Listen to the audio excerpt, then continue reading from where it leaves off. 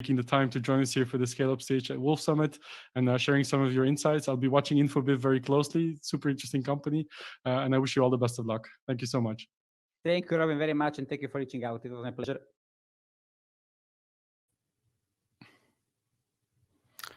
And welcome back to the live feed of the Scaleup stage here at Wolf Summit. I'm sorry we're running 3 minutes over time. We were trying to stick to the schedule, but I'm sure we'll catch up. And if you watch the schedule, you might actually see that Dan Taylor, my colleague here at TechEU, was supposed to moderate the next fireside chat. Instead, it will be me because of circumstances, let's say.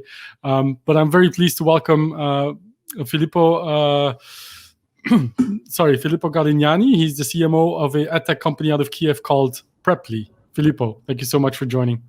Thanks a lot for having me. Nice to meet you. Nice to meet you too. Dan unfortunately got vaccinated yesterday and he's feeling very, very unwell today, which apparently happens to some people. Well, lucky him, at least he got vaccinated. Exactly. I wish I was in his place, at least maybe tomorrow, not today. But thank you so much for joining. Maybe for those people who don't know Preply, can you give us a little bit of a background about the company? Sure things. Preply is a platform that is helping shaping the future of effective learning. We are essentially a marketplace where people that are interested in motivating learning in a language can find a large variety of well-trained and highly proficient tutors. So essentially, we help people learning languages. Great, and maybe give us a bit of a background about yourself as well. I know you came from Delivery Hero and Linda before that, but maybe you can do a much better job explaining. Yeah, well, look, I started in marketing. Well, once I decided to break the computers my parents got me. So as a way I got into technology. Then I realized that marketing was something that I was super keen on.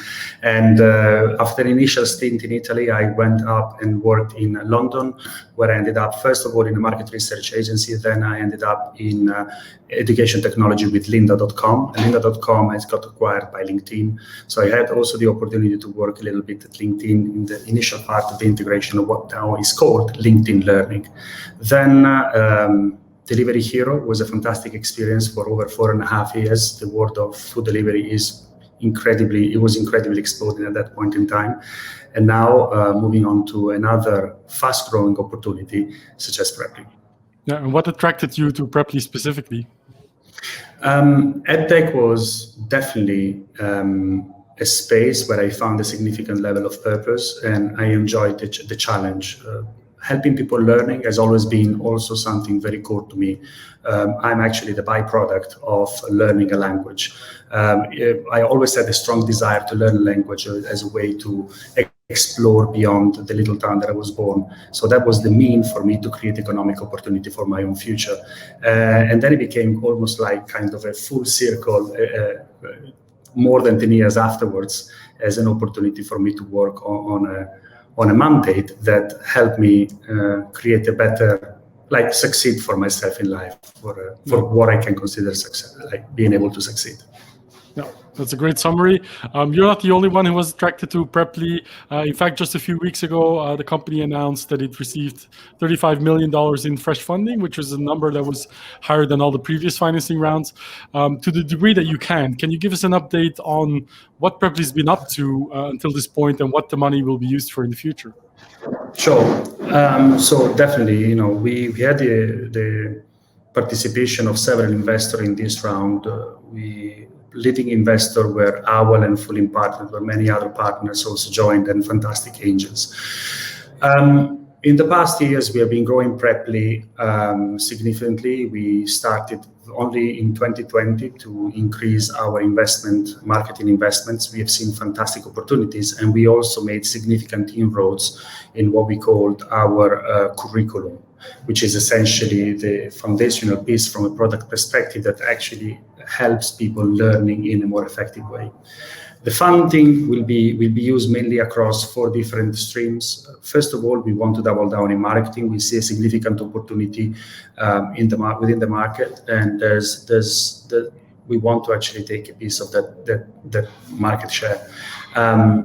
education is growing, online education and specifically one-to-one tutoring is growing very fast. And there are some new markets that we want to penetrate with a focus on Western European markets as well as North America, but we also have eyed as new growth opportunity Asia as well as Middle East.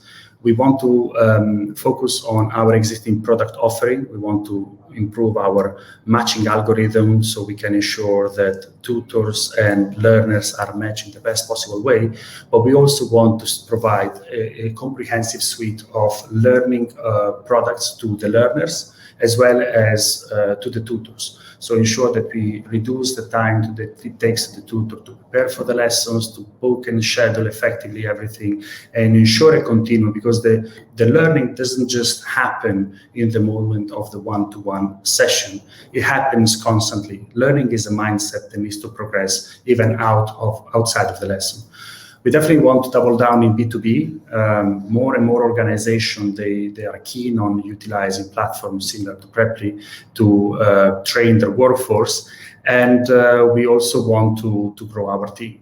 It's extremely important that currently Preply is 250 people organization, and we want to almost double our team in the very near future. Great. Well, will be interesting to watch from our side as well. When you talk about market expansion, you mentioned geographic expansion. You mentioned going deeper into sort of this tutor and learner relationship. What I didn't hear is, would you also expand to other markets in terms of sector? Because I know Preply is very focused on language learning now. Do you see that sort of expanding to other aspects in the future? So multiple subjects, it's an extremely exciting opportunity for us for the future, but we also believe in the power of focusing. Being able to deliver on effective language learning is already an important challenge, and we want to serve that initially promise as a first step. We already have within Preply people taking other subjects. That is a historical thing that has always been with Preply. But will not be our initial focus, at least for the earlier part of in the next few years. We definitely consider that in the future, multiple subject is an opportunity, and we are constantly looking at it. But we want to focus on making a great job with languages first. Yep, that's a very clear answer, I would say. Now that the money is in the bank, $35 million round, what is the biggest challenge for the company as you continue to scale? Well, clearly, attracting talent is an important challenge. As we said, we want to grow extremely fast. That for us is priority number one. We also want to satisfy our customers, right? We have our learners that have needs, and we want to make sure that we are constantly learning from their needs, and we are building products that literally speak to their mind. We also want to build a brand that resonates in people's mind. If you think about one-to-one tutoring, it's a fairly new category in the world of education technology, and more specifically in the world of online language learning. So we also have a challenge of establishing a brand and building a new category at the same time. And then clearly we want to build a platform that tutors truly love. When you think about the tutoring experience, we want to ensure that we are providing an opportunity for tutors to kind of live off Preply, and using Preply as their main tools to find new learners, to schedule their lessons, to have Preply recommending materials for their lessons and being a support whenever they need to review the work that the learner has done. So there's a significant amount of work to be done. All of this is challenging. And also our competitors, they are doing an excellent job in serving the market. So we also have a fierce competition, which is also very fragmented, if I can say so. When I look at the competitive landscape, there's beyond the more traditional organization, which are traditional language schools, to a subscription model. There are content creators. There are institutions like brands like Duolingo that have done a fantastic job at helping people learning a language. So we are not up against just no one. There's already fierce competition out there with strong presence in the country, and that's also something that we are taking in serious account for. And we are very respectful of the great work that the competitors are doing. Yeah. And that also means that you have your work cut out for you as a CMO. You joined relatively recently. Of course, you have lots of experience. Delivery Hero, I think you did performance marketing across 40 countries. What are some of the learnings from that particular job that you want to take to Preply, that you want to implement within the company now? One of the things that I particularly like about Preply is the rapid experimentation culture. Preply ships things that have been proven and validated with rigorous statistical testing. And that's one of the things that we are also doing quite heavily at Delivery Hero. So this is, in my opinion, something that I'm happy to keep doing. If I can, one of the core learning that I'm very much looking forward to adopt is the aspect of automation of performance marketing. When you think about the work that we need to do, it relies a lot on discovering new opportunities when it comes to keywords, new opportunities when it comes to audiences. And we are still a little bit relying on manual work. So that's a space where I see a great opportunity for the future. So using the fantastic team that we have to take the right decisions. We also need to improve how we measure things, and I'm particularly passionate about the measurement piece. And of course, there's a lot of new channels that we are just ready to start approaching with Preply. We are looking at new paid social channel as well as new other growth opportunities that we haven't touched yet. And we will be using a portion of those, of the funding to explore and learn how to actually build a strong brand. Yep, I'm glad you mentioned measuring because that's a large part of your job, I guess. But it also brings the question as a follow-up: how important is data, within your role, but also data in general for Preply as a company? It's an interesting question because I almost wouldn't know how to answer the question because I wouldn't know what to do without data. Without data, we couldn't take any decision. As we said, we had Preply was in a very good position because had a strong investment and interest from the CMO, ex-CMO of Booking.com, Arthur Kosten, who's a fantastic guy and who also helped Preply bring in that experimentation culture at the core of everything that is done.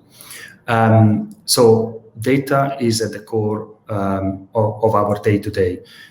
We are pushing for our organization, our people, to be data-driven, to look for opportunity on a regular basis, using a democratized approach to data. Of course, what does it mean to scale a company with at this point in time? First of all, we need to identify new data opportunities. So we need to have a very good strategy in mind on what do we want to track and how we actually extract this information. We need to ensure that there are the data pipeline built to actually build a solid data lake that is accessible and structured in the right manner. And then after that, there is the whole purpose or the whole principle of data modeling and data science, which actually helps us to create knowledge and makes becoming much smarter with the data. And all of this should flow into our reporting and algorithm for decision making that help us taking better decision and automating certain parts. So data is extremely important part, and we're also scaling up our data team that is led by our VP of Data, Alessandro. Yep. Well, speaking of the team, I wanted to go back to the actual topic of this afternoon, which is how to scale up companies in the CEE region. Now, obviously, you're not originally from the CEE region, but you're sort of a living example of the fact that increasingly there's scale-ups from CEE able to hire talent away from bigger companies that have gone through fast growth already, to sort of scale up the company with talent that has gone through the sort of the motions of growing fast before. What I find interesting about this is that you can give us a perspective about how it is to enter a company from the CE region from your point of view. Was it different from the other companies that you've joined in the past, or is there anything specific to the culture here at Preply that you find interesting to note? Well, previously I worked with organizations which were very US-centric. In one way or another, I always ended up working for a company that has been acquired by a US company. When I was a delivery hero, that was my first experience of not working for a US company. At Delivery Hero, I had the opportunity of working with several companies, several organizations, so brand owned by Delivery Hero, operating in the CEE. And I'm talking about NetPincer in Hungary. I'm talking about Foodpanda in Romania and in Bulgaria. I'm talking about many other organizations, even think about eFood in Greece. And I can only say that there is an incredible culture in the organization that when I work with these companies, and they were growing at an extremely high rate, attracting very great talent. When I think about, I don't think that my perception of entering and work for an organization which was founded by 3 Ukrainian entrepreneurs makes me feel that I'm working for a Ukrainian organization. Reality is that we believe that Preply is an international organization. It was initially conceived in the United States, just outside of Boston, and then was brought to Kiev, where the team built a strong engineering team, which is one of the fantastic things about Kiev. There's a fantastic engineering talent pool, and which also gives you the opportunity to test hypotheses at a much lower cost compared to what it would take to build it in London or in Silicon Valley. But then what the interesting thing that Kirill and Dimitri and Serge have done, they immediately started thinking about building an international organization. So they opened the office in Barcelona. And now we are actually thinking about growing even more with offices in other locations. So the culture is a truly international culture. The culture that we're trying to build is about being extremely focused on the customer. We are trying to be to thrive when it comes to curiosity and being humble and human. So I don't think there is anything too CE specific. If anything, probably one of the recommendations that I feel like giving is, the world is your oyster. Think big and do not just do not feel limited by the market, even because the pandemic today, for example, today we are in a virtual room. There's probably few people listening to this session, and from Barcelona we are hiring talent globally because we have decided as an organization not to put a limit in how we hire for talent. So, and then there is also fantastic examples of successful organizations from the CE, and we have the example of Grammarly, we have the example of Prezi. There's great companies that are coming out of the CE region. Yep, I agree. You're very positive, which I completely understand. But I do want to press a little bit because you worked in places like London and Berlin and for fast-growing companies. What are some of the downsides that you can see from your viewpoint, at least, of scaling this kind of company out of the CE region? Are there any? Well, yeah, I'm sure there could be some downside, but it all depends on the perspective, how the entrepreneurs are viewing their opportunity.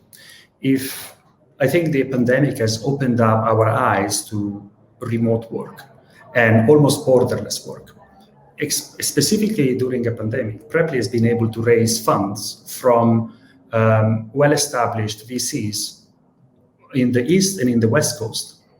So our Kiev-based headquarter with the Barcelona office didn't represent the limit. I think it is the mindset that could be the only limitation for organization to grow and thrive, not where the companies are physically based. Is more the mindset.